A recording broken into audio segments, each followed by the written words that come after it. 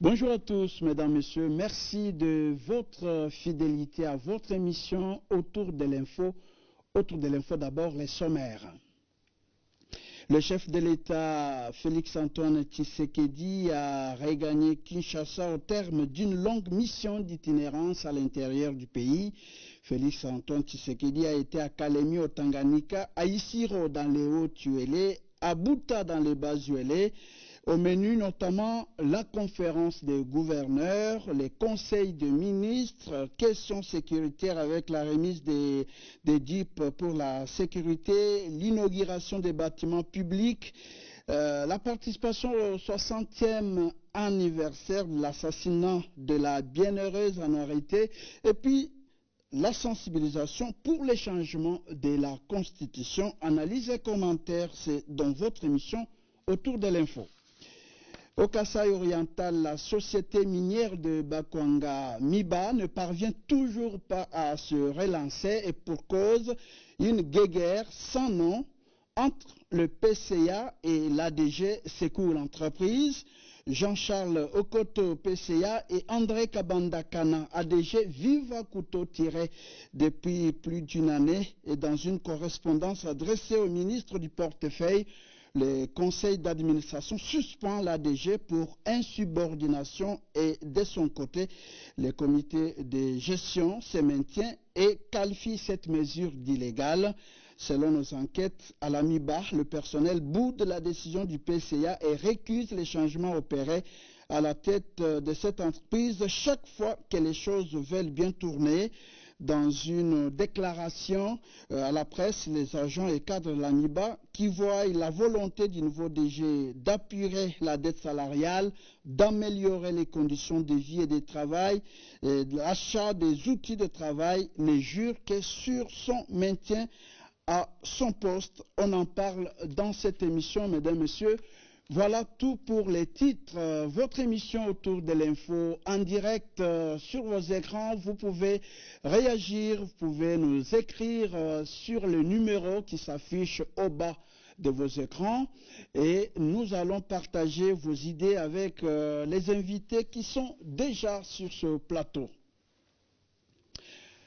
Voilà, mesdames, messieurs, deux sujets, deux grands sujets pour cette émission de ce mardi, tournée du chef de l'État en province et les projets du changement de la Constitution de la République démocratique du Congo, c'est le premier sujet. Et le deuxième, au Kasaï oriental, la guéguerre entre le PCA et l'ADG de la MIBA bloque la relance de cette entreprise. Deux sujets, quatre invités déjà sur le plateau. Nous en avons trois, deux autres sont en train de venir. Nous avons Souleymane Onehesse à ma gauche, qui est analyste politique. Monsieur Souleymane, bonjour. Bonjour, monsieur. Merci d'avoir accepté notre invitation. Merci par moi. Et Madame Marie-Claire, présidente de la Nouvelle Dynamique Lumumba, une partie de la majorité extra-parlementaire. Madame Marie-Claire, bonjour. Bonjour. Merci pour votre disponibilité. Merci à vous. À ma droite, Peter Tibangou, éditeur du journal Les Scribes. Peter, bonjour. Bonjour. Merci d'avoir accepté notre invitation. Merci beaucoup. Voilà. Avec nos invités, il y a professeur Dadi Saleh qui est en route, qui va nous rejoindre. Il y a aussi M. Dieudonné Mouchagaloussa de la société civile qui sera avec nous. Et dans cette émission, nous commençons par cette tournée du président de la République, Félix-Antoine Tshisekedi Tshilombo, une longue mission en province. Il était à Kalemi où il a fait presque une semaine là-bas avec beaucoup d'activités, conférences de gouverneurs, conseil des ministres, réunions sécuritaires, inauguration des bâtiments administratifs, voilà, autant d'activités. Après, le président de la République a été à Isiro, où il a tenu un grand meeting, il a parlé, il a responsabilisé les jeunes, mais aussi Il a sensibilisé la population sur le changement, sur son projet de changement de constitution. Également, il a assisté au 60e anniversaire d'assassinat de la bienheureuse Anouarité Nengapeta. Et puis, il a fait un petit déplacement à Bouta, c'est le chef-lieu de la province du Bas-Uélé, autant d'activités pour cette tournée en province de Félix-Antoine Tshisekedi. Au moins cette fois-ci, je pense que les gens ne vont pas lui tenir rigueur. Il a fait autant pour la province. Je commence avec vous, Madame Marie-Claire. C'est votre première fois d'assister à cette émission. Tout à fait, oui. Comment appréhendez-vous cette longue mission d'itinérance du président de la République? Mais je pense que une très très bonne chose, parce que le président lui-même a promis à son peuple au moment de sa campagne électorale qu'il reviendrait auprès d'eux. Et donc de voir cette itinérance dans les provinces, d'être à proximité de son peuple, pas seulement les gouvernants, il a reçu aussi des chefs coutumiers, vous n'en avez pas parlé. Donc ça donne vraiment aux populations congolaises de comprendre que nous l'avons mis là-bas, nous l'avons voté à 73% pour qu'il puisse délivrer pour nous d'abord. Comme bien sûr dans son parti qui est d'ailleurs mien, parce que je suis ancienne du DPS, peuple d'abord. Le peuple d'abord, c'est la devise. Et donc maintenant, on voit que on ne va pas, comme vous venez de dire, le blâmer qu'il a fait des tournées en dehors du pays, qu'il est en Belgique, qu'il est en France, bien que même quand il est en dehors du pays, nous savons, c'est souvent toujours pour notre intérêt, mais là, quand même, de venir et d'écouter les populations et de discuter surtout de cette constitution, nous allons en parler directement avec la base. Ça, c'est une très très bonne chose. Une très bonne chose. Voilà, apparemment votre voisin de droite n'est pas d'accord avec vous. Vous êtes d'accord avec madame? Ah oui, son opinion est à saluer, c'est ce qu'elle a constaté. Que le président de la République, selon vos analyses, le président de la République est parti accomplir, selon vous, que non, c'est les slogans qu'on interdit peuple d'abord. Or, cette tournée, c'est bien bon. Il peut circuler. On ne peut pas restreindre ce droit de circuler dans notre pays. Comme il ne peut pas aussi restreindre aussi mon droit de circuler dans mon pays. Mais lui, en tant que président de la République, il est parti, c'est vrai, pour que les rendements. Il ne peut pas se déplacer n'importe comment. Et d'ailleurs, vous venez de dire que non, quand le président de la République est parti, il a consolé la population, tout ça. Mais non, ce qui est important, ce n'est pas ce que nous attendons de descendre dans des pays. Et vous allez trouver que non, la plupart, plusieurs, que ce soit à l'extérieur du pays, que vous venez d'épingler ici, nous ne voyons pas gain des choses. Donc, le mieux à faire. Donc, monsieur Souleymane, donc, pour vous, lorsque le président de la République se déplace à Kalemi, par exemple, il fait 4-5 jours là-bas, il communie avec la population, il tient des rencontres avec les chefs coutumiers sur la sécurité, il fait que les yeux de tous les peuples congolais soient au moins braqués sur des provinces qui n'étaient pas du tout connues. Pour vous, vous dites qu'il n'y a rien. Entre-temps aussi, lorsque le président de la République il remet autant d'outils de travail pour assurer ça, vous dites que vous n'avez rien vu et ce n'est pas bénéfique. Pourquoi? Merci. D'abord, vous devez rectifier quelque chose. Il n'y a aucune province qui est sous-province qui est notre province. Vous dites que non, il y a d'autres provinces qui n'étaient pas connues. Non, Kalemi est beaucoup connu. Nous mangeons aujourd'hui les Chechars, les consorts, c'est Kalemi. Ce sont des provinces. Mais lui ne partait pas dans le territoire. Lorsque le président de la République se déplace dans une province. Il y a des provinces où il n'a jamais foulé son pied. Alors, lorsqu'il commence à visiter, bon, moi je pense, bon, c'est votre avis et vous avez la parole. Merci beaucoup. Malheureusement, vous me coupez trop. Ce qui est vrai, descente, je vous ai dit bien, c'était son droit. Il est président de la République.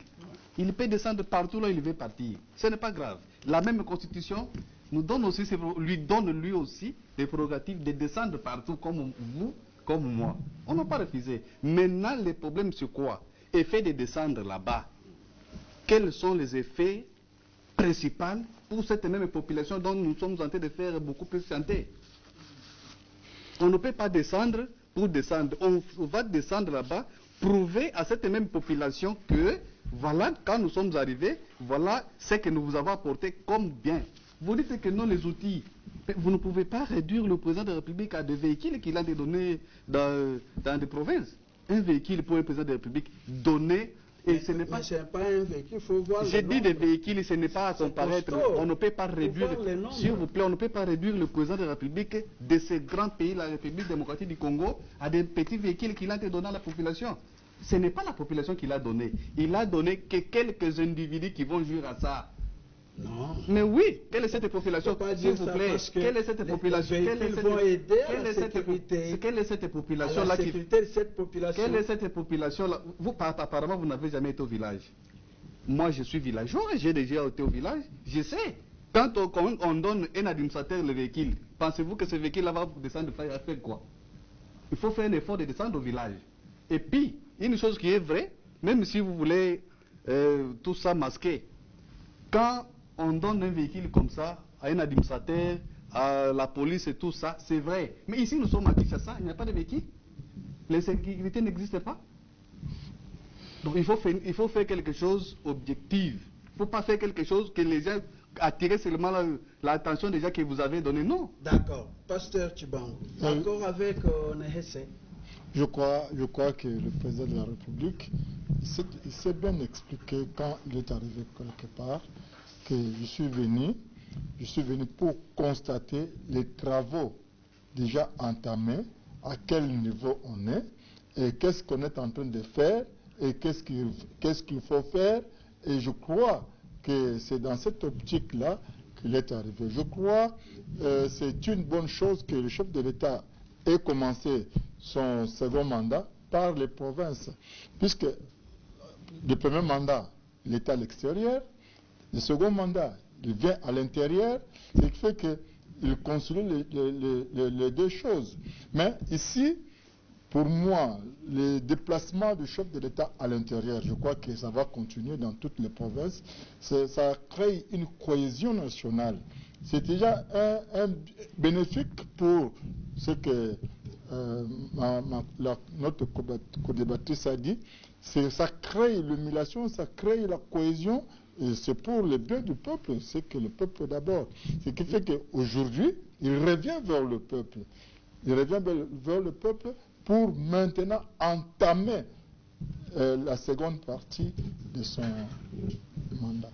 Voilà, professeur Dadi Saleh, vous venez d'arriver, bonjour, merci pour votre disponibilité. Bonjour et bonjour à tous. Vous nous trouvez déjà en cours du débat sur la tournée du président de la République dans les différentes provinces. Et autant d'activités organisées sur place, conférences des gouverneurs, conseils de ministres, questions sécuritaires, inauguration de bâtiments, participation au 60e anniversaire de l'assassinat de la bienheureuse Anorité, et puis la sensibilisation pour le changement de la Constitution. Votre appréhension par rapport à cette tournée d'itinérance?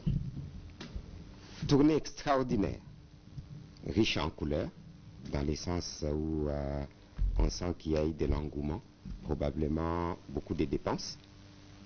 Les gens étaient mobilisés, tous les ministres, les gouverneurs, les députés, etc. Et je suis désolé de constater que le premier point, si et l'opposition et la majorité, parce que vous avez vu aussi que pour l'opposition, quand il s'agit de dire non à la Constitution, ils sont mobilisés. Le prêtre enlève des gants tout le monde s'y met, et en fin de compte, on voit l'homme congolais. Mais je me pose des questions, est-ce qu'on comprend la priorité des choses? Moi, je préférerais, comme je l'avais dit, je garde ma position. Il y a franchement des points où il y a des mauvais conseils. Cet engouement devait être pour qu'on puisse mobiliser la République démocratique du Congo par rapport à l'article 63 de la Constitution et la RAD, Réserve armée de la défense, et par rapport au fait que nous devons avoir des milliers, des millions de militaires, ça va, pour se battre. Il devait dire au gouverneur, je suis désolé, chaque gouverneur, vous avez fait déjà employer, engager combien de Ouazalendo pour que nous puissions nous battre. C'est que devaient faire au même moment les opposants, plutôt que raconter des histoires, excusez-moi le mot, cet engouement-là par rapport à la Constitution, ça devait être le même engouement pour qu'on se mobilise comme un seul homme pour se battre contre les ennemis. Je le répétais, la maison qui est en train de brûler, il n'y a pas mille choses à faire. Même quand vous nettoyez les salons, ça devient une action anodine. C'est une action bien, il faut nettoyer les salons. On est bien d'accord. Il faut essayer de donner à manger. On est bien d'accord. Il faut mettre des pavés même s'il le faut, n'est-ce pas? Des carreaux sur les salons. On est bien d'accord. Mais la maison est en train de brûler. Quel est le panafricaniste qui va vous dire que c'est important de mettre des pavés au salon et la maison est en train de brûler et vous n'éteignez pas le feu? Ou bien vous ne mettez pas le maximum de moyens. Vous mettez un peu de moyens. Donc je pense effectivement qu'il n'y a pas grand-chose à redire. Vous avez compris par exemple pour la réunion des gouverneurs à Kalemi, je pense. Hein? C'est à peine qu'on a parlé de sécurité. Non, absolument pas. Je peux vous les répéter. Tout le reste, c'est formidable. On a vérifié des chantiers. Je vous ai dit, où est le problème que le chef de l'État puisse, en fin de compte, faire ces genres de tournées? On l'avait dit depuis très longtemps qu'il était trop à l'extérieur. Je ne sais même pas pourquoi faire. Mais faisons attention. À l'intérieur, combien d'investisseurs congolais, le chef de l'État, avec toute son équipe, ce n'est pas le chef de l'État seul, c'est la première ministre, c'est le ministre, presque tous qui étaient là, et les gouverneurs, etc. Combien d'investisseurs congolais on a mobilisés et à qui on a donné des grands marchés? Question simple, bête, ça semble être bête, n'est-ce pas? Le chef de l'État fait des tournées à l'intérieur, c'est très bien. Alors, est-ce qu'on a 100 000 Congolais qui ont eu des marchés de 1 milliard de dollars, 50 millions de dollars, et effectivement qui vont l'exécuter? Ou bien c'est encore le petit blanc, on est allé contrôler l'exécution des marchés qui ont été octroyés au petit blanc, et comment ça s'est passé? Et que les Congolais risquent de faire encore les garçons des courses. Donc, il y a beaucoup de bonnes choses, n'est-ce pas? Ça c'est sûr et certain, mais je peux vous les garantir, je suis désolé, c'est absolument pas prioritaire et même pas très important. D'accord. Madame, je vais revenir à vous, mais d'abord, suivons ce qu'a été la tournée du président de la République à Kalemi et à Isiro. Les projecteurs de la République démocratique du Congo sont désormais braqués dans la ville de Kalemi, où la population se prépare à accueillir le président de la République Félix-Antoine Tshisekedi Tshilombo, dont la visite est attendue avec impatience. Dès l'annonce de l'arrivée du chef de l'État et de l'ensemble du gouvernement qui va l'accompagner sur place, les habitants de la ville lacustre ne cachent pas leurs attentes et espèrent que cette visite apportera des réponses à leurs désirata. Oui, tunashukuru ujio wa chef de l'État province yetu ya Tanganyika. Tunashukuru sana. Tunapenda ni development, maendeleo ikuwe ya mingi, mabarabara batutengenezee. Sona tuko na manje tunatumika nayo hapa. Hii manje haistahili barabara mbaya. Tunafurahi kweli, tuko tunamchunga hapa. Akuye atusaidie, akuye aseme neno moya, juu asaidie population. Tujue namna gani tutembee sawa sawa. Un nouvel édifice sorti des terres en plein centre-ville de Kalemi, le nouveau bâtiment administratif de l'agence autonome de la Banque centrale du Congo est un immeuble de 2 étages situé sur l'avenue de la Révolution au quartier Fataki 1, commune de Kalemi, en plein centre commercial et administratif de la ville. En présence du chef de l'État Félix-Antoine Tshisekedi Tshilombo, la gouverneure de la Banque centrale du Congo, Madame Marie-France Kabedi Malangou, indique que ce bâtiment de 200 mètres carrés, acquis sur fonds propres, s'inscrit dans le cadre de la noble vision du président de la République visant l'amélioration des conditions de travail et de qualité de vie de son peuple. Ceci est le fruit d'un besoin exprimé par l'institution monétaire de doter à son agence provinciale de Calémie d'un édifice modernisé en assurant un maximum de confort au personnel. Ce que vous allez inaugurer aujourd'hui s'inscrit dans votre noble vision visant l'amélioration des conditions de travail et la qualité de vie du peuple congolais. C'est dans ce cadre que s'appréhendent les efforts de la Banque centrale d'offrir ainsi à son personnel les meilleures conditions de travail pour plus d'efficacité dans les services qu'il doit rendre à la population, au trésor public et à tout le système financier, tout en élargissant la représentation de la Banque centrale du Congo sur le territoire national. Le nouveau bâtiment administratif de la Banque centrale du Congo, siège de Calémie, inauguré en ce jour par le chef de l'État, abrite non seulement les services de la banque, mais aussi des appartements pour ses hôtes de marque.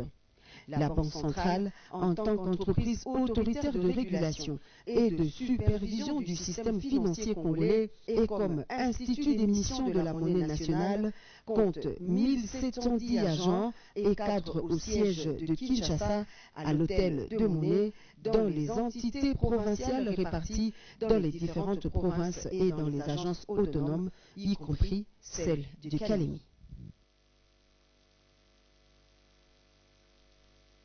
Si samedi 30 novembre est un jour particulier pour la population d'Issiro qui s'est mobilisée pour réserver un accueil chaleureux au président de la République Félix Antoine Tshisekedi Tshilombo.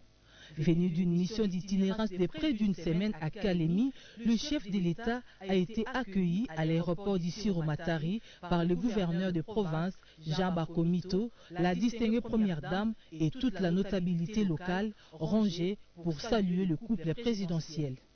C'est au crépuscule que le cortège présidentiel a fait son entrée dans le centre-ville jusqu'au carrefour de la Poste, pris d'assaut par une population très enthousiaste. Naye kotala misala oyo ebandi o nalakaki bino pona ko développer mboka na biso ya Isiro pe province na biso ya Otuele. Pona lingi koyoka ngo na sango te nalingi komimonela ngai moko. Naye pe lisusu po tokanisa molimo ya mwana na biso, ya ndeko na biso, ya sœur na biso annualité. La sécurité étant la priorité des priorités, le chef de l'État a mis en garde contre tous ceux qui veulent faire revivre les événements malheureux de 1964 ayant entraîné le martyre de la sœur annualité.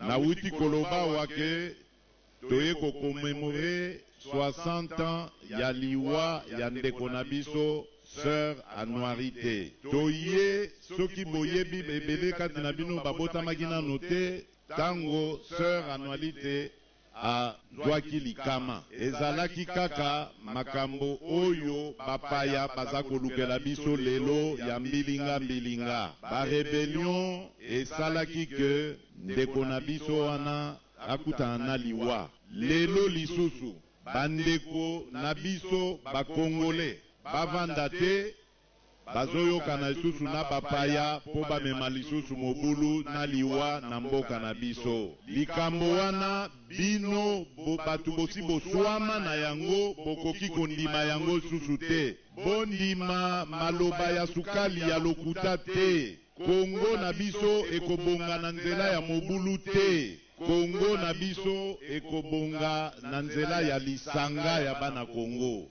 Au sujet de la Constitution, le chef de l'État est resté formel à sa position. Au cours de sa mission d'itinérance dans les Hauts-Tuélé, le président de la République et la distinguée première dame vont participer lundi à la grande messe de fin de pèlerinage en mémoire de la bienheureuse annualité. Il va aussi échanger avec les forces vives locales. Voilà, on revient sur ce plateau, Madame Marie-Claire. Vous venez de suivre le président de la République. Ouais. Voilà, votre réaction. Ouais, j'aimerais juste ici dire, hein, c'est vrai, je suis d'accord avec l'intervenant qui a parlé de l'urgence et la façon de se comporter quand il s'agit d'une maison qui brûle, de l'urgence. Notre pays est agressé depuis 1994, ça fait 30 ans que nous sommes agressés d'abord d'une façon masquée, et puis ensuite ouvertement, et c'est une situation que le président Félix a trouvée encore. Et dire que rien n'est fait, je trouve que c'est trop dire. Ici, il faut aussi considérer qu'il n'y a pas qu'une stratégie, il n'y a pas que les Oiselondes qui vont aller terminer la guerre. Il y a beaucoup de stratégies qu'il faut mettre en œuvre pour une histoire aussi lointaine, aussi critique, aussi complexe, qu'il faut savoir quelles sont même les raisons de cette guerre, quels sont même les meneurs de cette guerre, c'est qui tire les ficelles de cette guerre. Donc, il faut reconnaître ici que le président et son équipe, ils ont fait beaucoup d'avancées en ce qui concerne la diplomatie internationale pour nous amener très loin. Nous sommes restés pendant cette guerre pendant plus de 20 ans. Mosé Kabila est mort parce qu'il parlait contre les Rwandais qui agressaient.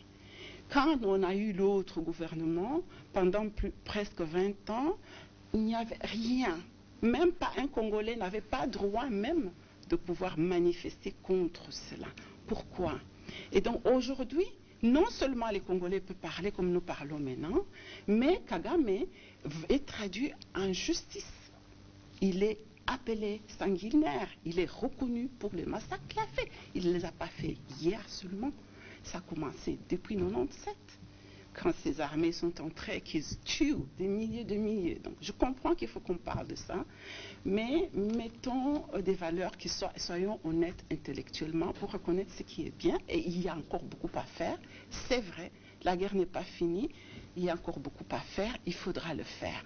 Mais ce ne sera pas qu'avec une stratégie. Le président Akalemi, dans le Conseil des ministres, le premier point de discussion était sur la situation sécuritaire. Et de dire qu'Akalemi ne s'est pas passé de la sécurité, ça non plus n'est pas là. C'est officiel. C'est vrai qu'avec le gouverneur, ici, il faut dire, la conférence de gouverneurs, dans notre pays, l'unité opérationnelle de tout l'exécutif, ce sont des provinces. Encore même plus, je dirais, les États déconcentrés, les territoires.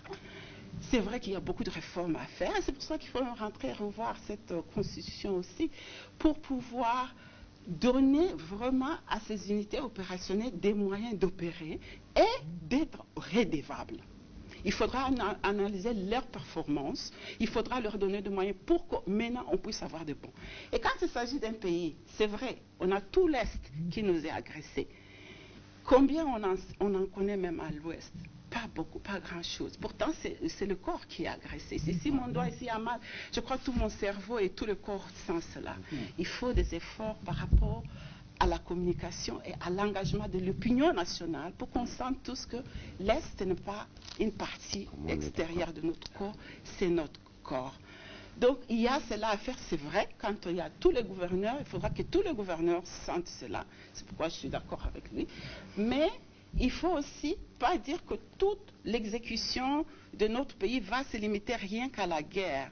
Parce que pour aujourd'hui, on en parle aussi de la faim, on parle aussi des routes désertes agricoles qui ne sont pas faites dans mon village, dans mon territoire natif de Moueka, qui produisaient des millions de nourriture pour toute la province de Grand Kassai et qui aujourd'hui ne peut écouler rien parce qu'il n'y a pas de route et qu'on a ces bayandas sur le truc. Il y a beaucoup de choses à faire, c'est vrai.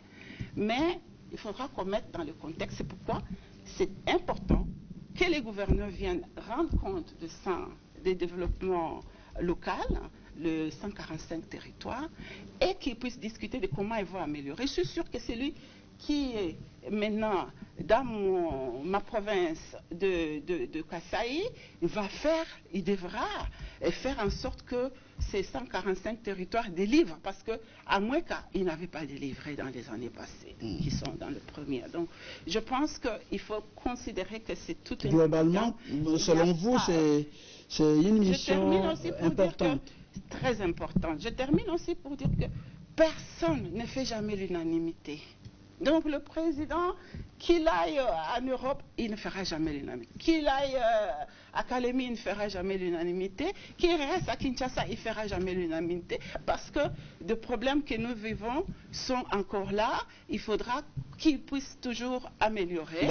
Et donc, c'est bon qu'on puisse en parler. D'accord. Alors, lorsque le président dit qu'il faut peut-être espérer des miracles pour terminer la guerre avec Anuarite, espérer quand même comme elle est sainte, et puis qu'il y ait un miracle pour terminer la guerre. Comment vous appréhendez ces propos du président de la République? Nous sommes un peuple, déjà même depuis toujours en tant qu'Africains, nous sommes des peuples qui sont assez croyants, oui, mais avec un niveau justement spirituel assez élevé. Hein. Nous sommes des croyants, depuis même que la colonisation nous amène la Bible et la religion chrétienne, nos grands-parents croyaient Nzambi en Pungu et les autres types de Nzambi. On a toujours eu, on croit à la bienfaisance, la protection de l'être suprême qui dirige cela. Donc, quand il est dans ce milieu où la bienheureuse Anuarite a été tuée et que le peuple avec lequel il est dans ce contexte la vénère comme étant un ange ou, je veux dire, une bienheureuse, une personne qui intercède, je pense que c'est bien qu'il parle dans ce langage aussi de français facile, du commun de mortels, pour que les gens trouvent cela, que c'est ça. On peut ajouter à d'autres stratégies de guerre. Mais c'est aussi vrai. Bon, les guerres dans la Bible, on sait que les gens priaient et parfois les murs tombaient. Donc ce n'est pas impossible aussi que nous croyons que Dieu fasse des miracles. Nous sommes des croyants. Donc moi je ne pense pas. Mais c'est encore comme j'ai dit, ça peut aussi être objet à beaucoup de...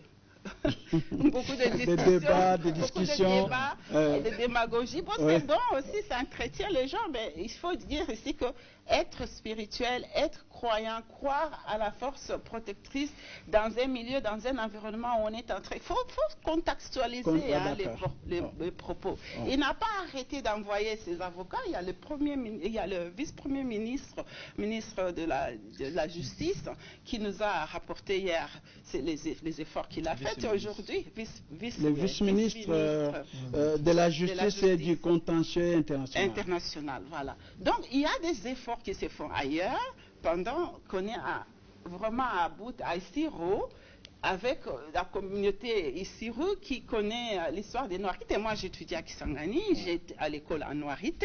Je sais ce que ça représente de parler des Noirite dans le terme de bienheureuse et de dire qu'on prie, on attend qu'elle fasse un miracle pour nous. Professeur Dadi Saleh, vous avez suivi les reportages qui a dit quelque chose. Votre réaction? Je pense que je ne peux pas dire mieux que ma co-débattrice par rapport à l'aspect spirituel, etc. et tout le reste. Et elle a été encore plus éloquente quant à dire qu'il y a quand même des choses qui sont faites. Madame, personne n'a dit qu'il n'y a pas de choses faites. Vous savez, je suis enseignant. Quand on a 10 sur 100, ça va. C'est-à-dire qu'on a répondu à une question. Quand on a 20, on a répondu à 2. Quand on a 40, on a répondu à 4 sur 10. C'est beaucoup, c'est énorme. Mais quand on a 40%, on est médiocre. J'ai étudié à Litige, ça va, à l'école encore catholique, comme on venait de dire. On est médiocre, c'est de ça qu'il s'agit. Il ne s'agit pas de répondre... Et vous cotez à combien? Jusque-là, non, tout dépend. Je ne veux pas coter. Je vais vous dire pourquoi. Parce que nous sommes dans des analyses, ici. Nous ne sommes pas dans un débat entre guillemets trop politicien, côté gauche et droite. Aller sur les statistiques. Oui, effectivement, statistiquement parlant, la République démocratique du Congo a plus de 200 groupes armés, ça fait plus de 60 ans. Je ne veux pas savoir qui est la raison, mais je veux savoir qui doit nous sortir de là. La République démocratique du Congo, pour l'instant, est menacée. Ce n'est pas l'Est, madame. Je l'ai répété à plusieurs personnes. C'est toute la République démocratique du Congo. Elle-même l'a dit aussi. Elle-même, vous avez dit, c'est tout ce qui m'intéresse. Alors, quand il n'y a pas cette mobilisation et qu'on se mobilise à autre chose, ça va, que j'ai dit, ce n'est pas mauvais. Je suis tout à fait d'accord. Il faut répondre au cours de... Malheureusement, avant, on négligeait le cours des religions. Vous savez, hein? Il faut répondre au cours des religions. Mais bien, si vous ne réussissez pas en mathématiques et en français, mais vous êtes récalé. C'est de ça qu'il s'agit. Il ne s'agit pas de répondre à une question d'une moindre pondération, parce que vous risquez d'échouer. Et nous sommes en train d'échouer. Ce n'est pas moi qui l'ai dit, c'est le président de la République. Il dit que la justice est malade. Ce n'est pas moi, madame. La justice est gravement malade en commun. Il a répété. Même après les États généraux. Mais on espère trouver des solutions parce qu'on a fait la thérapie et il faut l'appliquer. C'est ainsi qu'on dit. Ne vous en faites pas. Il faut d'abord, je vous ai répété. L'espoir, surtout pour la justice, était qu'après les États généraux, la guérison. C'était d'ailleurs. Soyons si je prends les termes du ministre, c'est la thérapie des chocs. Je suis confiant parce que je suis très positif. Mais j'ai compris le langage de madame, je prends le même langage. Hein? C'est ça un débat, c'est la raison pour laquelle on est là. Ça va? Le langage, ce n'est pas compliqué. Il n'y a aucune autre opération diplomatique si on ne comprend pas c'est quoi la diplomatie. Je suis désolé, madame.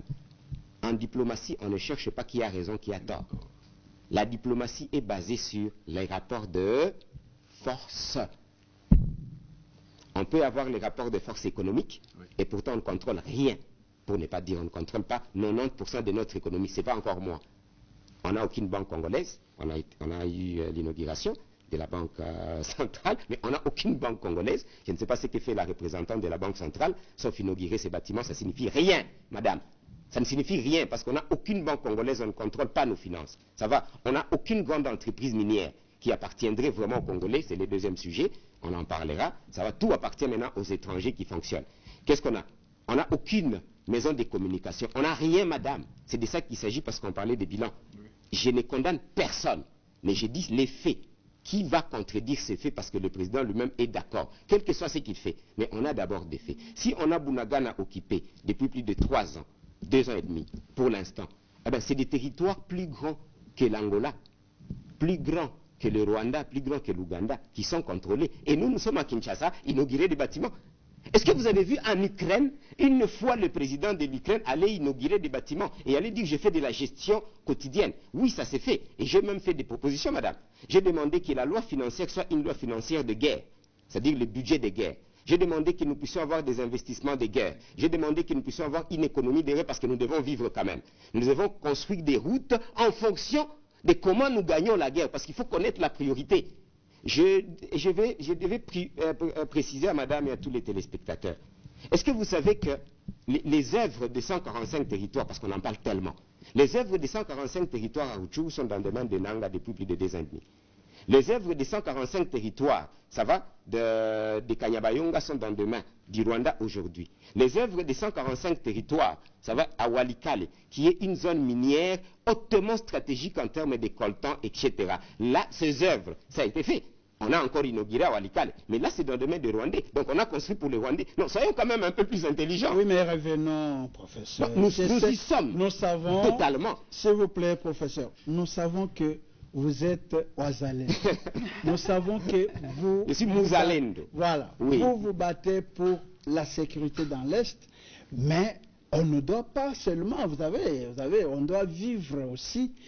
On n'a pas dit l'inverse. C'est tout ce qui s'est fait là. On vit, mais si on vous donne les budgets de ce qui est dépensé pour la guerre, mais c'est costaud. C'est modique. Non, c'est costaud. J'ai le budget, s'il vous plaît. C'est costaud. C'est pas moi qui fais le budget, mais j'ai le budget. Alors, dire qu'on doit tout cesser... Non, je n'ai pas dit qu'on doit tout cesser. Comment, s'il vous plaît, monsieur, donnez-moi une minute.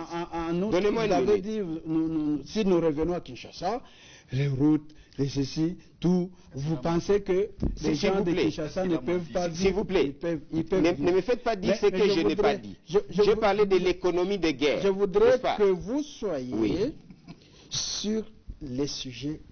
Nous sommes totalement sur les sujets. Il faut rester dans les sujets. Je retourne encore une fois. Comme l'a dit bien madame, ça va. Il n'y aura pas de dissuasion. Il n'y a nulle part où on va nous écouter si on n'a pas la dissuasion. Que vous allez en Angola, Luanda, que vous puissiez faire tous les beaux discours comme le chef. Je vous ai dit ce que le chef de l'État dit, je n'ai pas à redire. c'est bien d'aller évaluer, n'est-ce pas? C'est bien de faire asseoir les gouverneurs parce qu'il doit y avoir cette cohésion nationale. Vous pensez qu'il y aura la cohésion nationale quand le Rwanda va prendre Kalemi bientôt? Si on continue à tourner nos pouces, vous allez vraiment voir cette cohésion nationale. Vous pensez qu'il y aura cohésion nationale quand les Rwandais avec Nanga qui se rapprochent de Kisangani, ils vont prendre Kisangani, alors Kisangani aura la cohésion nationale? On a compris. Suleiman, on est... C'est pas possible. Oui, j'ai suivi, même les reportages, aussi mes prédécesseurs ont parlé. D'abord, je vais d'abord dire à la dame, l'unanimité, nous n'avons pas besoin que la personne, même Dieu il est tout puissant, n'est pas unanime. On n'a pas dit que non, tous on va commencer. Mais une chose qui est vraie, quand ça ne marche pas bien, on est obligé à dire à l'autorité pour ne pas se faire de beaux yeux. Oui, pour Monsieur le corriger. Président, d'ailleurs, le discours qu'il vient de dire, il a dit, restons calmes, non? Restons unis. Nous ne sommes pas divisés ici. Ces discours-là, je ne pense pas que non, le président de la République peut aller les prononcer des côtés où nous ne sommes pas là.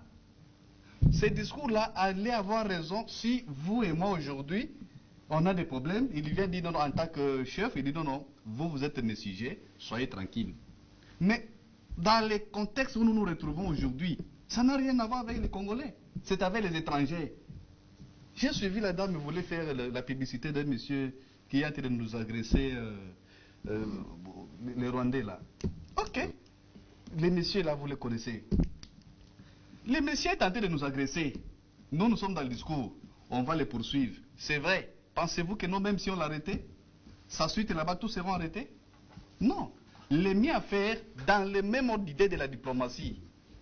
Le professeur vient de dire si les rapports de force. Et vous les connaissez bien des principes diplomatiques. C'est dit. L'unique point qui amène la paix, c'est la guerre. On répond par le fait. Si vous êtes attaqué par le fait, même ce que vous nous amenez les histoires de Dieu, Dieu est avec qui au juste? Dieu est avec ces gens-là, Dieu est avec nous. Mais je vais vous amener, comprenez que même ma foi, en tant que musulman, chez nous, même à l'époque de Rasoul Mohammed sallam, quand il y a la guerre, n'allez pas dire non, non, je n'ai pas prier. Non, non, quand vous partez prier là-bas, on vous remplace déjà, vous n'avez pas la place. Et fait que vous tournez encore pour prendre une position, déjà c'est déjà une faiblesse pour vous, vous êtes attaqué. Prenez même au niveau de quoi là? En Europe, là, les gens qui aiment beaucoup adorer les Blancs. Rome. Non, non. En Ukraine, non, non, pas en Ukraine, il y a chez... Bon, le nom viendra. Okay. Vous allez trouver que non, au niveau de Nazareth ou quoi là, je ne sais pas. Israël. Israël, voilà. Vous, quand vous priez ici, nous, les Congolais, quand nous prions les Africains, nous disons Dieu d'Israël. Il est Dieu d'Israël. Mais quand il y a agression en Israël, ils ne prient pas Dieu, ils utilisent les armes pour se battre. Mais vous nous amenez, nous les Congolais ici, nous devenons beaucoup plus Dieu que Dieu lui-même. Or, et là, vous voulez dire? Je continue. Vous voulez dire? À ce qui concerne la guerre, ouais. À ce qui concerne l'agression... Il faut déclarer la guerre. S'il vous plaît. On avait parlé, ça y est, cette fois-là. Vous le connaissez? 86. Mais lorsque le berger est arrêté, n'est-ce pas, les brebis se dispersent? Mais écoutez, dans une guerre, quand vous partez vous battre, même si vous partez dans n'importe quel procès, vous n'allez pas dire que non, moi j'ai raison. Avant, non. Parce que vous ne connaissez pas l'adversaire, ce qu'il a été préparé. Et une chose qui est vraie, même ceux qui nous dirigent, doivent aussi avoir... comment ça fait-il que je vais venir vous agresser chez vous à la maison? Je commence à vous dire, t'es là, Keba, moi demain je vais venir chez vous. D'ailleurs, je vous ai déjà accusé. C'est pas possible. Donc, c'est-à-dire, je suis en train de vous aider, de vous outiller. Je ne vous combats pas, je vous aide. Effectivement. Monsieur, attention demain, est-ce que quand les autres là-bas viennent chez nous dans notre pays, ils nous avertissent? Non. Il nous avertit pas. Alors, Monsieur Suleiman, reviens au sujet. Pourquoi vous vous écartez? Une minute, s'il vous plaît. Reviens au sujet. Une seconde. D'accord. J'ai réduit. Quand vous commencez déjà à faire quelque chose qu'on appelle propagande à un adversaire, ça fait partie que vous le faites beaucoup plus monter. Je vous dis, je ne sais pas de ce côté-là. Je ne suis pas sûr que non, même nos adversaires citent notre président de la République comme nous citons le lait. Ils ne le citent pas. Mais chez nous ici, c'est partout. Et c'est pourquoi tu ne les cites pas aussi maintenant. Mais ils ne me citent pas mon pays. Comment moi je vais les citer? D'accord. Peter Tchibango, vous avez suivi les uns et les autres, les reportages. Je suis en train de suivre nos amis. Je crois. Ils vous ont emballé. Oui, je crois. Jusqu'à vous attirer chez eux. Je crois nos frères de l'Est, ils s'attendaient à cela. À quoi? Qu'on puisse citer, pointer celui qui amène la guerre chez eux. Et sans vous mentir, le président Tshisekedi est connu là-bas aujourd'hui comme un héros parce qu'il a tiché la plaie en citant seulement ce monsieur-là. Je voulais vous dire une chose. Ce qui se passe à l'Est, nous avons suivi les reportages. Quand les gens parlaient, qui est parmi ces gens qui a parlé de la guerre? Ils ont parlé des routes, ils ont parlé des infrastructures. Mais il y a toute une stratégie. Le chef de l'État est bien informé. Je crois que c'est la première personne qui est bien informée, mieux informée que nous. Et quand il parle, nous restons calmes. Soyons unis. C'est-à-dire, il a des informations. C'est-à-dire, quelque part, le service de renseignement lui a donné le feedback. C'est sur base de cela qu'il a préparé son discours et c'est ce qu'il est en train de dire. Nous ne pouvons pas dire que, parce que le chef de l'État n'a pas dit ce que moi je pense, c'est-à-dire il est en tort. Non. Il sait ce qu'il est en train de dire. La problématique qui se passe là, c'est autre chose que ce que nous croyons, ce que nous voyons. L'État, ce qui se passe à l'Est. Qu'est-ce qui se passe à l'Est? Puisque vous avez parlé qu'il fallait, là où il passe, qu'il puisse se préparer, les Ouazalendo, les trucs. Mais est-ce que les Ouazalendo ne sont pas préparés? Est-ce qu'il n'y a pas chaque jour ici, quand vous suivez à la télévision, vous voyez toujours, il y a l'appel pour faire partie de l'armée, on recrute, on continue à recruter, mais on ne peut pas recruter en désordre, puisque l'ennemi qui est là peut déverser aussi les siens. Au début, quand on a commencé à recruter à Goma, on a vu comment les Rwandais sont entrés aussi, ils sont venus s'enrôler. C'est ça le problème. Donc il faut une stratégie, il faut des stratégies pour arriver à un discours. Mais ce n'est pas un discours ouvert. Venez, préparons la guerre, faisons la guerre. Pendant que notre constitution ne nous donne pas le main libre pour ça. Il faut passer par le Parlement, il faut passer par l'Assemblée. Mais oui, c'est pas possible. Allons-y, pour faire la guerre, il faut passer par le Parlement. Vous êtes protégés, il faut passer par le Sénat, donc par le Congrès, avant de déclarer la guerre. Mais c'est là, ce matin, ça peut se faire. Oh. Ce n'est pas, ce n'est pas. Effectivement. Lui-même en avait dit. C'est le président qui avait dit. Mais il faut. Mais il y a aussi des préalables. Quel préalable? Il y a aussi des préalables pour faire la guerre. Quoi? Est-ce que même la Bible, revenons maintenant à la Bible. On t'a déçu, il y a des préalables pour que tu puisses répliquer. Il n'y a pas de préalable, on réplique, on se bat. S'il vous plaît, pour se battre. S'il vous plaît, tu as des nez cassés, tu dis il y a encore des préalables pour que moi je me défende. S'il vous plaît, Suleiman. Non, tolérance. Vous avez parlé, il vous a écouté. Il commence à parler, vous l'embrouillez. Oui, parce que nous sommes. Non, s'il vous plaît, attendez, on va vous accorder la parole. On va vous accorder la parole. Il vous a écouté religieusement. Laissez-le parler. Vous ne voulez pas de sa liberté d'expression. Vous êtes protégé par la loi, par notre. Vous êtes protégé. La guerre aujourd'hui dans le monde, ce n'est pas le nombre de gens que vous avez. Ce sont les armements que vous possédez. Est-ce que les armes que Kagame possède, nous les avons tous? La publicité des gens. Non, je ne veux pas. Voilà. Donc, on ne veut pas revenir. Alors, ce qui fait que nous devons nous préparer moyennant ce que nous avons. Si on n'en a pas, on est en train de jouer pour atteindre le niveau d'attaquer l'ennemi. D'accord, merci. Merci. Nous voulons quitter ces différents sujets. Madame, je vous accorde la parole. Cette fois-ci, c'est pour aborder les sujets que le président a pu usé ou qu'il a pu appliquer pendant toute sa tournée, c'est les projets de changement de la Constitution. Ouais. Le président de la République persiste et signe.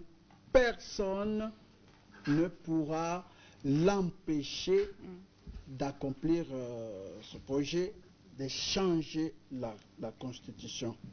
Vous êtes d'accord avec lui? Est-ce opportun, madame? Oui, c'est très opportun. Même par rapport à la discussion qu'on faisait tout à l'heure. J'ai vu mon frère, quand il a voulu parler, il a été interrompu. Moi, je n'ai pas non plus voulu interrompre quand le professeur avait la parole. Si on écoute le professeur parler, c'est comme si au Congo, il n'y a pas une armée au front qui se bat. C'est comme s'il n'y a pas de Ouazalendo. D'ailleurs, les Ouazalendo, qui les a mis sur le front? La réserve. Ce n'est pas le président Fachi? Est-ce qu'ils étaient là avant? Non, c'est juste pour dire, je vais avancer. Pour la réserve, il demande qu'on donne de moyens. Qu'on donne de moyens, c'est bien le chef. C'est ça. Il a toujours apprécié, le chef de l'État, la diplomatie, par définition, il faut de moyens. Allez-y, madame. Donc, par rapport, je vais revenir tout de suite à la Constitution. S'il y a cette Constitution, s'il y a cette guerre, c'est aussi par rapport aux prédispositions qui sont déjà dans la Constitution. Les articles qui ont prévu qu'il y aura, les minoritaires pourront s'approprier d'un territoire, qu'on pourra ensuite établir des territoires sans tenir compte des originaires, mais sur base des minoritaires, en tenant leurs besoins. Tous ces articles qui se retrouvent dans la Constitution actuelle suscitent même cette guerre. Et après, il y a un autre qui dit qu'on pourra céder la... Je sais qu'il y a beaucoup de polémiques. Moi, je ne suis pas experte constitutionnaliste, mais je suis congolaise. Et parce que la Constitution concerne les Congolais, je vais parler en tant que telle. Donc, c'est important, du moins que pour ces articles-là, important, urgent, il faudra qu'on en parle. Maintenant, urgent, prioritaire par rapport à quoi? C'est ça. Parce qu'on a la guerre, on arrête tout le marché, on va tous à Goma pour pouvoir... Non. Donc, il faudra discuter de cette constitution aujourd'hui. Ce n'est même pas seulement aujourd'hui. Elle était déjà en discussion depuis, même les gouvernements passés, même les gouvernements avant. Donc, de le faire aujourd'hui, en connaissance de cause, par rapport aux circonstances, à notre contexte actuel, est une impérative. Cela n'exclut pas. Pour moi, c'est la même chose. Pour moi, je trouve que c'est juste de la sémantique et parce que de toute façon, dans cette constitution-là, il y a l'article qui définit les droits fondamentaux des Congolais. Cet article ne partira jamais. Donc, il restera. Mais il y a un article qui définit... Bon, moi, je suis Kété, de Moueka. Il y a des décaissés, il y a des toits, il y a des Cuba, nous sommes beaucoup de tribus là-bas. Je ne pense pas que, même prenant seulement les tribus de Cuba, nous sommes aussi nombreux que les rwandophones qui sont au niveau de l'Ouest. Pourquoi nous ne sommes pas minoritaires? Pourquoi les rwandophones deviennent minoritaires dans notre constitution? Donc, c'est des choses qu'il faudra enlever de la constitution. Et c'est une priorité. Maintenant, on parle de la guerre. J'ai parlé qu'il y a plusieurs stratégies. Les Ouazalendo, il faut même que nos fils, même dans cette constitution, il faudra qu'à la fin on dise qu'il faudra que l'armée soit obligatoire à un certain moment pour tous nos enfants, pour qu'on puisse défendre notre pays. Il faudra bien, mais cela aussi, ça devrait partir par la loi mère. Donc, c'est pour dire, restons avec une vision stratégique qui veut dire, on regarde au-dessus de la mêlée et sur de long terme. Donc, il ne faut pas dire, ok, maintenant, dans cette histoire de la guerre à l'Est, même moi, elle m'a frappée juste au milieu, au moment où elle commençait. J'étais jeune médecin des réfugiés rwandais dans les camps. Quand les autres Rwandais sont venus, ils venaient chasser leurs frères qui disaient, étaient en train de rentrer, le faire les écramouches. À cette époque, personne ne m'aurait dit que 30 ans plus tard, je reviendrai dans mon pays pour voir tous mes frères tués, massacrés par millions sur des longueurs de distance depuis Goma, Bukavu, jusqu'à Kisangani, jusqu'ailleurs, je n'allais même pas le relever parce que c'était pas envisageable. Donc cette guerre nous concerne, nous tous, Congolais. Ce n'est pas il faut éviter de la parler toujours avec les émotions. Parce qu'il n'y a pas...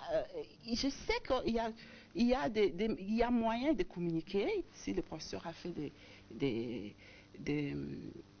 propositions par rapport à l'économie de guerre, eh bien, discuter ça dans des cadres où ils peuvent être pris en considération. Ce sont des bonnes choses, peut-être qu'il y a des gens qui réfléchissent. Il faudra pousser sur ça. Mais ne dites pas qu'il n'y a rien qui est fait ou qu'il y a 20% ou 30% parce qu'on a commencé à vraiment parler de cette guerre. Les réformes qui sont faites au niveau de l'armée, moi j'ai lu que l'armée n'avait même pas de bout et qu'il y avait un embargo sur ces pays pour acheter même les bouts. Ne parlons pas des Kalachnikov. Hein? Et ça, il fallait l'élever pour qu'aujourd'hui, l'armée puisse commander l'arme. Et il fallait faire encore beaucoup d'autres négociations pour mettre l'embargo, par contre, vers les factions militaires qui achètent, même si on sait que le Rwanda et l'Ouganda continuent à les financer. Il y a des choses qui se font. Une guerre, une maison qu'on a détruite pendant 30 ans ne peut pas s'ériger dans une année. Il y a des choses qui se font. Et s'il faut en faire davantage, il le faut bien sûr. Il faudra construire sur ce qui est fait. Et donc, il faut changer la Constitution. La Constitution, il faut la discuter, la changer maintenant. Cela n'empêche de continuer à armer. Et d'ailleurs, parlant de l'armée, l'armée infiltrée. Nous invitons, moi personnellement, j'aime beaucoup les positions. Dans tout, je pense qu'il faut toujours avoir une voix qui te remet en question pour que tu puisses. Sinon, on perd de vue. Donc, l'opposition, elle est même constitutionnelle. C'est une bonne force, mais au service du peuple.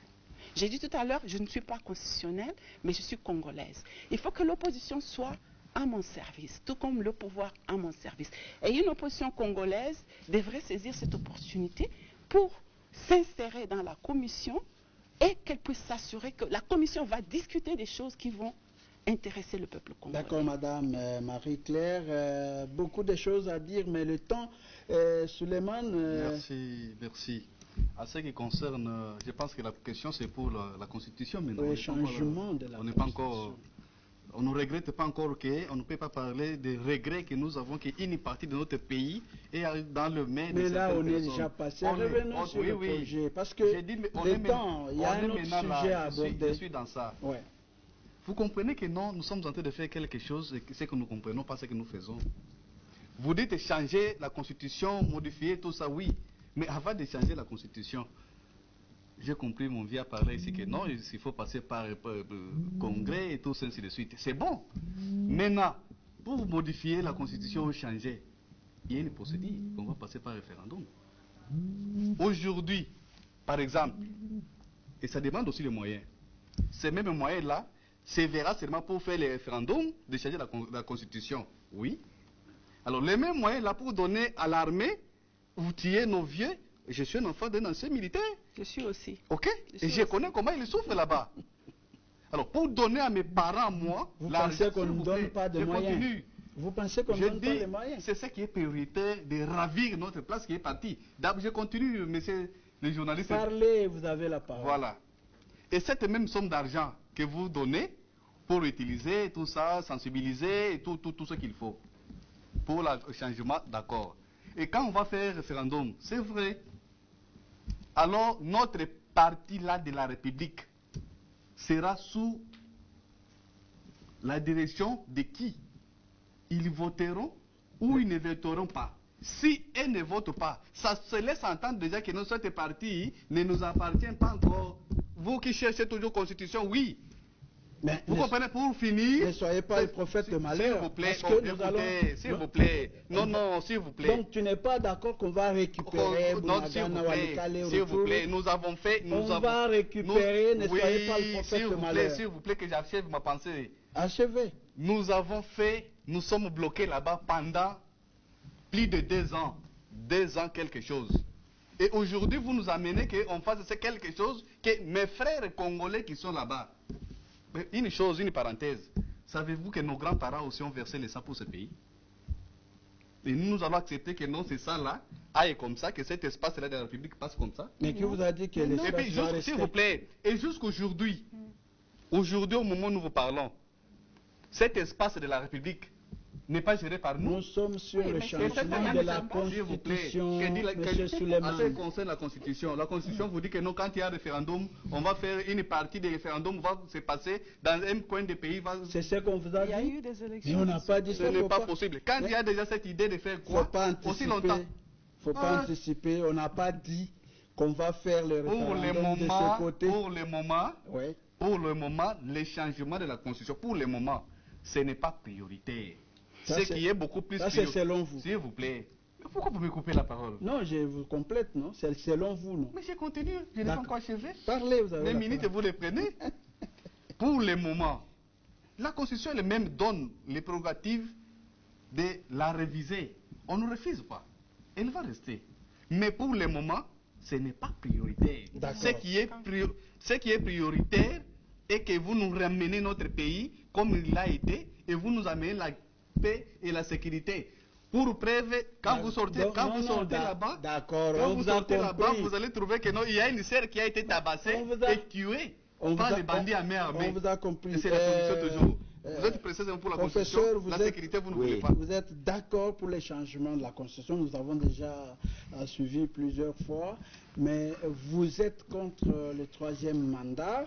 Et est-ce que par rapport à cette insistance du président de la République, il dit personne ne m'empêchera de réaliser ce projet, d'accord avec le président?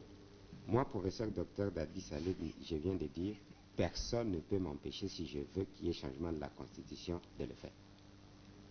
Moi, simple, vous dites aussi simple ça. enseignant. Donc vous êtes, si je le veux. Vous êtes dans le même... Alors, le président de la République qui est le garant de la nation, qui peut le lui empêcher? S'il vous plaît, c'est aussi clair, c'est constitutionnel. C'est déjà prévu. Et j'ai même dit, parce qu'il y a certains constitutionnalistes parfois qui veulent tromper la population, on peut changer des constitutions. J'ai suivi un grand constitutionnaliste qui a dit il n'est pas prévu de changer la Constitution. Non, il est prévu de changer la Constitution par la révolution, par la guerre et par beaucoup d'autres moyens. Ce qui s'est fait avec l'AFDL, etc. C'est aussi prévu. Lisez l'article 64, ça vous ramène effectivement à la révolution. C'est un changement prévu par ceux qui sont outillés. Pas parce qu'ils lisent les textes sans les comprendre, je suis désolé. Ça va, c'est prévu. Déjà qu'on peut changer une constitution par la révolution, par la guerre, etc. Article 64, vous lisez aussi, ça vous ramène plus ou moins dans cet angle-là. Parce que je ne comprends pas pourquoi est-ce qu'on tend à mentir au peuple des choses qui sont aussi simples. On devait faire un débat de fond. Ça fait plus de 10 ans que j'ai dit cette constitution, c'est une constitution de belligérance. Ça va? On devait avoir une constitution de développement, une constitution transitoire. Une constitution de 10 à 50 ans qui devait avoir un protectionnisme au maximum pour que le peuple congolais puisse regagner leur économie, leur liberté et tout ce qu'on peut imaginer. Il y a des textes qui ne vont pas changer là-dedans, on est d'accord, des articles, mais au moins c'est la philosophie déjà de la constitution qui est biaisée. Je viens de le répéter. Et lisez même le préambule de la Constitution. Il fallait que les gens sortent d'un +4, de belligérance. C'est même les contextes qui ne donnent même pas. On n'est plus dans le même contexte. Je l'ai dit il y a 10 ans, je ne soutiens pas le chef de l'État dans ce sens-là, parce que c'est ma pensée. Donc je suis avec lui sur ce côté-là. Je ne suis pas d'accord avec des 3e mandats parce que la loi même... Lui-même n'est pas... Il dit qu'il est... Oui, je suis libre. Ça va. La loi même dit... Un texte, une constitution est impersonnel. Comme maintenant nous avons un débat au niveau national où on personnalise les choses, j'ai dit, excusez-moi, les débats semblent très bas. Ça va? Mais malheureusement, je suis d'accord avec certaines personnes, le débat est bas, mais c'est là où nous sommes. Parce qu'on ne veut pas accepter qu'on a un très mauvais leadership. Je ne parle même plus de la classe politique qui est médiocre. Je parle du leadership médiocre. Parce que c'est-à-dire église, etc., moi-même, enseignant.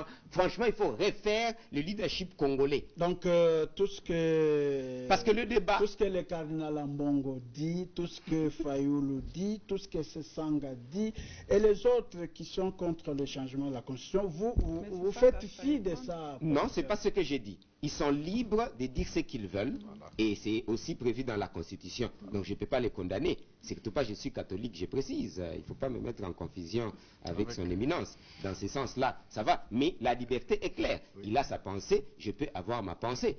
Ça c'est clair, noir sur blanc. Ça ne dit pas que je ne suis pas catholique, etc. Ici, pour moi, il s'agit de priorisation des tâches.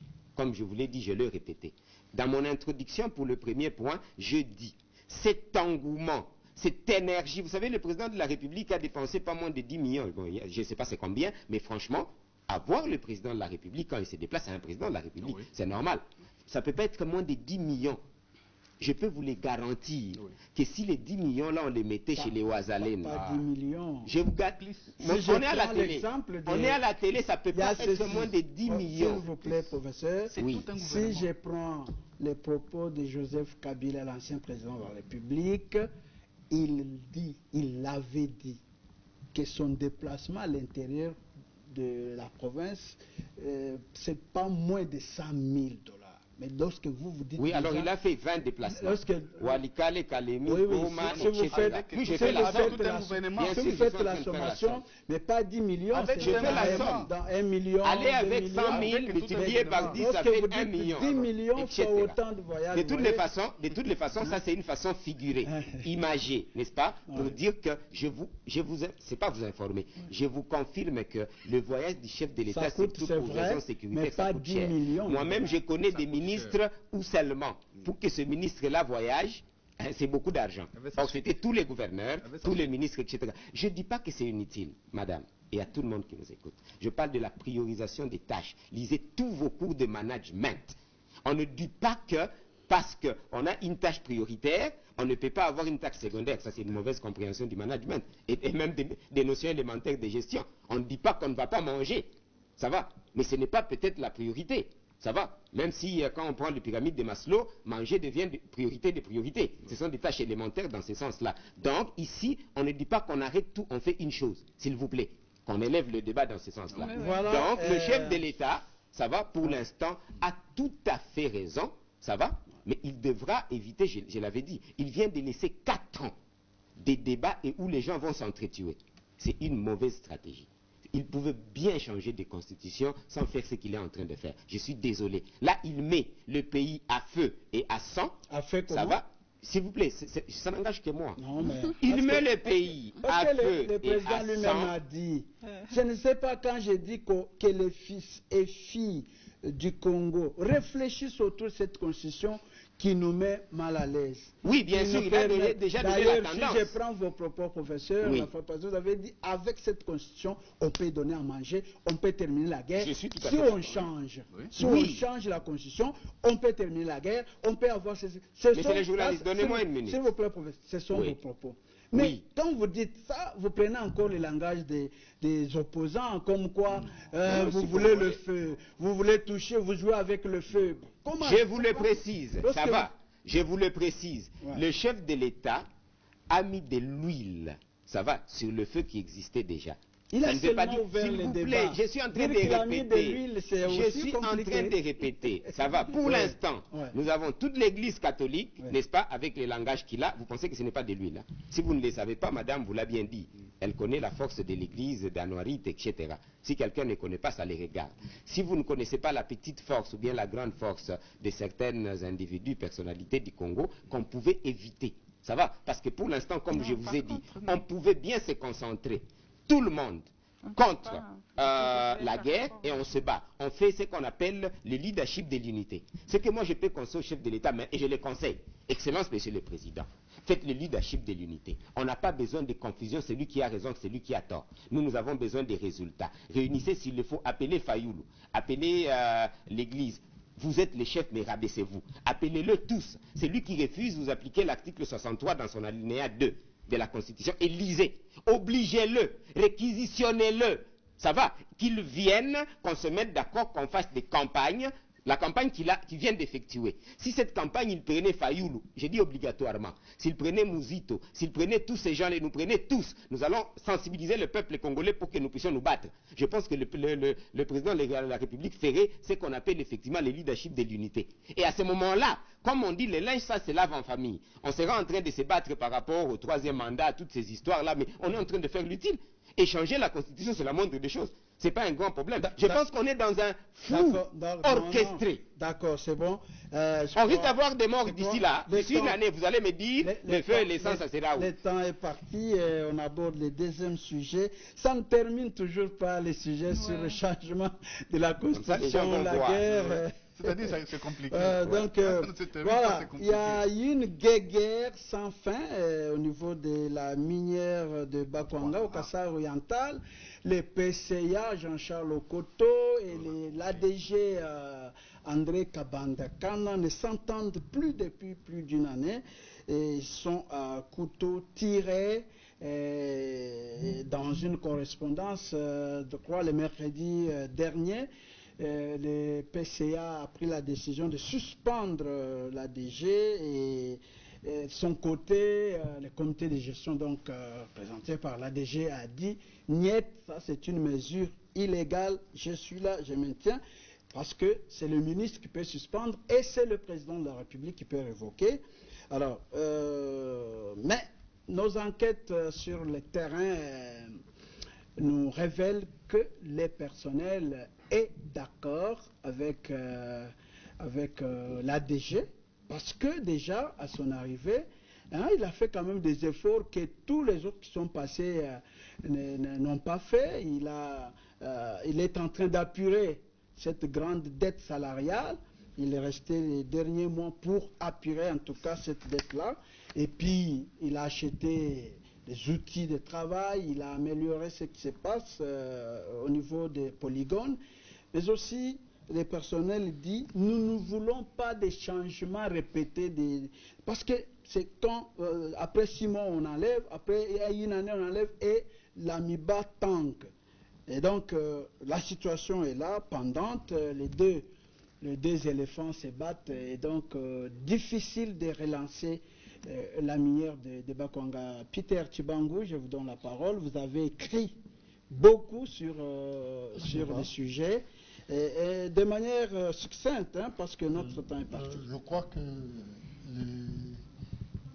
le PCA Charles Okoto est en train d'empiéter les prérogatives révolues à l'ADG. Puisqu'il se croit toujours le même ADG tel qu'il était. D'ailleurs, cette dette-là que l'actuel ADG est en train de payer, c'est Okoto qui l'a laissé. C'est lui qui a amené même la MIBA dans les gouffres. Mais on lui fait confiance pour revenir là-bas. Peut-être il va donner l'expérience, il va redresser la chose. Mais plus pire encore, il croit toujours diriger l'AMIBA au quotidien. Or, ce n'est pas au PCA de diriger une entreprise au quotidien, c'est le droit d'un ADG. Mais lui, il continue à diriger l'AMIBA au quotidien. Il fallait même voir le jour même des remises aux reprises et le langage que Okoto tenait. Attendez, je viens là-bas. Vous connaissez ce que je suis, hein? Je viens, je suis en train de venir là-bas, Moujimaï. Et tout cela, Charles Okoto, c'est-à-dire, c'est quelqu'un qui est dépassé. Pour moi, il est dépassé. Il n'a plus ce sang-là de diriger une entreprise. Qu'il rentre seulement dans la politique. Là, vous voulez rejoindre le professeur qui dit des expériences dont on n'a pas besoin. Oui, donc qu'il rentre dans l'Assemblée. Mais lorsque les conseils d'administration pensent que l'ADG n'est pas soumis, il y a insubordination. Non, le conseil d'administration est en train de suivre la ligne que le PC est en train de donner, qui est un dictateur, un dictateur. Là, vous parlez du PCA. Hein? Là, vous parlez du PCA. Le PCA, c'est un dictateur. Quand le conseil d'administration est en train de dire que l'ADG, non, c'est faux. C'est faux. Tous les personnels est derrière la DG. Donc cela veut dire qu'il faut au ministre peut-être de mines et de portefeuille de prendre des mesures sur Charles Okoto, tout simplement. D'accord. Suleiman Oui, merci beaucoup. D'abord, quelque chose qui m'arrive, pas que je ne comprends pas. C'est lui qui gère n'importe quelle entreprise au quotidien, c'est le directeur général qui est là. Alors, les PCA, son rôle, parce que nous ne pouvons pas, nous ici, à ce stade, nous pouvons tout dire. Et je sais, il y a aussi les matraques des réseaux sociaux que le DG peut utiliser pour salir une autre personne. Mais aucun PCA ne peut suspendre un DG sans l'attendre. Et si le PCA l'avait déjà attendu, il a relevé quelques histoires ou bien quelques griefs qui prouvent à suffisance que la personne devait être suspendue. Et c'est là on ne va plus les traiter que non, il devient dictateur. Et d'ailleurs, dans n'importe quelle entreprise, et s'il n'y a pas de sanctions, et s'il n'y a pas la discipline, sachez que non, c'est déjà un moule. Mais selon la note circulaire du ministre des portefeuilles, la note interdit au PCA de suspendre les directeurs généraux. Ok, ça va. Et maintenant, le problème devient comment là-bas? Donc c'est le ministre qui peut suspendre et le président révoque. Mais lorsqu'un PCA prend le pouvoir de suspendre la DG... Messieurs les journalistes, vous devez savoir, il y a des griefs et des griefs. Ok? Alors, si le PCA a jugé que non, il y avait urgence à ce stade-là. Urgence de suspendre. S'il vous plaît. S'il y avait urgence à ce stade-là, voilà, quand vous gérez, il y a des choses qui se passent pendant la gestion que nous ne connaissons pas. Et c'est lui qui a vu, et c'est le PCA. PCA peut le faire d'une manière conservatoire pour informer déjà son chef. Et je suis sûr que le PCA en a fait. Vous n'allez pas dire que tout le temps qui s'est passé ici, vous êtes parti vérifier sur le ministre de portefeuille ou le ministre son tutelle de mine, il vous a dit qu'il n'a pas fait. Mais c'est au ministre de suspendre, pas le PCA. Plaît, en cas de nécessité d'urgence, je vous dis, tout doit être permis. D'accord. Professeur, oui. On termine déjà, vous terminez et on termine avec la... Pour raison des temps, on sait très bien que le conseil d'administration a des prérogatives sur la stratégie d'une entreprise. C'est l'élaboration des stratégies d'une entreprise et le DG n'est qu'un outil opérationnel. C'est lui qui fait travailler, qui fait fonctionner. Alors, est-ce qu'il y a des écarts entre les aspects stratégiques demandés et les aspects opérationnels? Comme nos co-débatteurs viennent de le dire, le débat est ouvert, il n'y a pas le temps, je connais, ça va, mais ça peut se discuter. Mais ici, ce que moi j'aimerais soulever, et c'est ce qui est grave, c'est que l'AMIBA, vers les années 61-62, ça va, c'était la première au monde avec plus ou moins plus de 80% des diamants au niveau mondial sur les diamants industriels. Et plus de 55% des productions au monde. Et en République démocratique du Congo, c'était le deuxième poumon, après la Gécamine, effectivement. Et que les deux pouvaient prendre 60 à 70%, je pense même plus, du budget national de la République. Donc, ça c'est une question hautement stratégique. On ne peut pas laisser les individus, qui qu'ils soient, PCA, DG, ça va, saper toute une nation, une production d'une nation avec de petites histoires. Que le ministre des tutelles, soit le ministre des tutelles démissionne, s'il ne sait pas résoudre cette question dans moins de 48 heures, je vous l'ai dit. Non, non, c'est grave. Ce pays, il ne faut pas penser qu'on doit attendre tout. J'écris encore un livre, c'est sacrifier une année pour sauver notre nation, madame. On n'a pas à attendre 100 ans où chaque président passera et dira « J'ai laissé, vous savez, il y a 30 ans d'échecs, moi je ne viens que d'arriver ». C'est quoi cette histoire-là? On prend des décisions, comme les ministres d'État de la Justice sont en train de le faire, des décisions courageuses. Ces deux messieurs-là, s'il vous plaît, Excellence, Monsieur le ministre, vous les convoquez immédiatement. S'ils ne trouvent pas de solution dans moins de 24 heures, vous les suspendez tous, ça va? Vous demandez au président de la République de les révoquer. Mettez-nous des gens capables de s'entendre, de faire fonctionner le pays, pas individualiser les données chaque fois. Et que dites-vous quand les personnels lui se collent au DG il pense qu'il est sauveur parce que depuis un temps... D'habitude, les personnels, comme beaucoup de gens du pays, quand il y a un président, on applaudit parce que c'est lui qui vous donne le pain, ça va, c'est lui qui vous a payé quelque chose, il a quand même fait quelque chose. Donc, moi, en tant qu'expert, l'avis du personnel est important, mais elle n'est pas très relevant pour traiter les dossiers. C'est-à-dire, effectivement, les dossiers doivent être traités de fond en comble. Où sont les greffes du côté stratégique et du côté opérationnel? Qui a empiété les prérogatives de l'autre? C'est à ce moment rien à voir avec le personnel. Et le personnel vient faire quoi là-dedans? Ça va? Qui a empiété les prérogatives de l'autre? Qui ne devait pas signer? Qui a signé? Rapidement, 24 heures, on a une décision, mais il faut que l'AMIBA fonctionne. Ces relèves, comme effectivement s'attend à se faire le plus rapide. C'est ce qui m'importe moi, pas des discussions des individus inutiles. La loi, ça va, est claire, et l'administration a ses règles. Et ne vous en faites même pas, je viens de vous le dire. Aspect stratégique, aspect opérationnel. La signature opérationnelle, c'est les DG, ce n'est pas le PCA. Si ce sont les ordres mal donnés, par exemple. Ben, on chasse le ministre, et si ça vient par le président, on suspend, et on chasse le président, et on les demande de démissionner. Au fond, soyons sérieux, j'ai dit, je répète. Si les ordres ont été donnés par le ministre, ça va, le ministre, on l'exige de démissionner. Si les ordres ont été mal donnés par le président de la République, on demande au président de la République de démissionner le plus rapidement possible pour incompétence. Ce n'est pas compliqué, et la nation évolue. Vous pensez que le président, c'est quoi? Le président, c'est le garant de la nation. S'il ne s'est pas garanti... Si le PCA a donné de mauvaises orientations... Mais ça ne peut pas être considéré. Un ordre mal donné ne peut pas s'appliquer. On termine avec madame, on a fini tout le temps.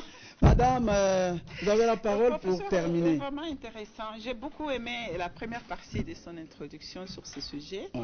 L'AMIBA, c'est une entreprise qui a porté ce pays pendant Mobutu. Pendant tout le temps, on parlait que de l'AMIBA. Il y avait la GICAMINE et il y avait l'AMIBA avec les productions et les détails dont il a parlé. C'est une entreprise de tout le monde au Congo.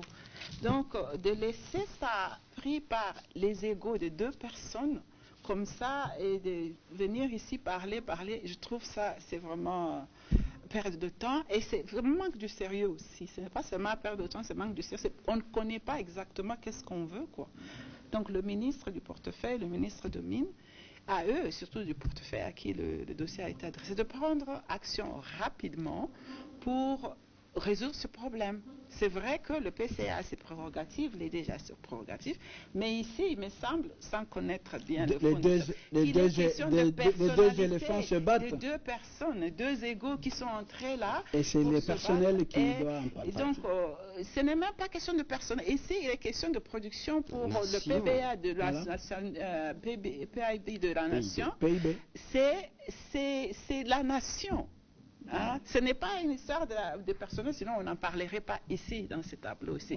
Donc, c'est pour dire que le ministre prenne action. Je sais que le président a prévu de faire une descente aussi dans le Grand Kasaï. J'espère que ces dossiers, il ne reviendra pas sans qu'il ait trouvé des solutions. Qu'il prenne des mesures qu'il faut pour trouver... je suis d'accord pour dire, si les deux égaux ne marchent pas, que les cartes des deux égaux, le pays regorge de compétences. On peut trouver deux autres personnes pour les remplacer. Merci beaucoup, Madame Marie-Claire. Merci, Monsieur Suleiman Onehesse. Merci, Peter Tibangou. Merci, Dadi Saleh. Merci pour votre présence. C'est la fin de l'émission. Merci à toute l'équipe rédactionnelle. Merci aussi à vous qui nous avez suivis. La suite, le jeudi prochain. Pour l'instant, restez branchés sur votre chaîne, la RTNC 2 Développement. Au revoir.